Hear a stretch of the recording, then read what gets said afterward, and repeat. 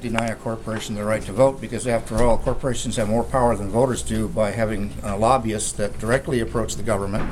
And the problem really is that with direct approach by lobbyists and corporations to the government, they can have legislation be affected almost immediately, where it takes decades, like the civil rights movement took decades for any kind of action by the government to even respond. So therefore, if that's the case, with Citizens United case against the Federal Election Commission, what should happen is this minor little issue of registering to vote should be completely facetious. They should allow us to register to vote, because after all, we have all that power with lobbyists. What do you think, ma'am? Well, I think he's absolutely right. Since Citizens United was enacted in 2010, corporations have virtually unlimited spending power to influence elections and issues.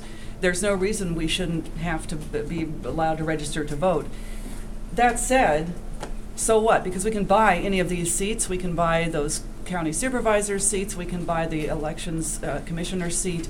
No more early voting, no more of those dumb satellite stations around where students and sick people and people have to work and shouldn't be voting anyway are voting. You know, we can control elections anyway. It's only a matter of time before property becomes power or more powerful.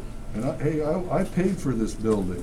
I paid for this microphone, so I get to speak all the time. I'm the corporate headquarters. Thank you. Oh, boo. Oh, no, no. You're just envious of me. This is ridiculous. You're envious. This is just ridiculous. Envious that you have no soul. What? The Supreme Soul, Court soul. has ruled that a corporation is a person, and ruled so in 1885. Why don't you say what you said? Well, in 1885, the Supreme Court ruled that corporations were covered under the 14th Amendment, which says that the states cannot violate the individual rights of persons.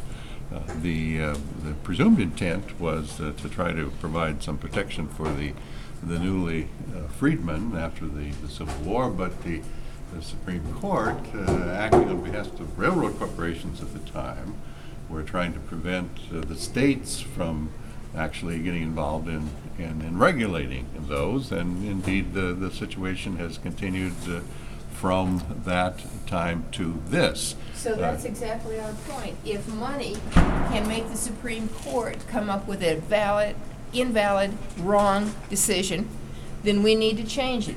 We need an amendment. We need to do whatever we need to do to put corporations back in their place, which is below people. When corporations can be executed, then maybe they are people. When corporations can go to war and fight and die and bleed, maybe I'll believe they're people. Hey, Not you know till what? then.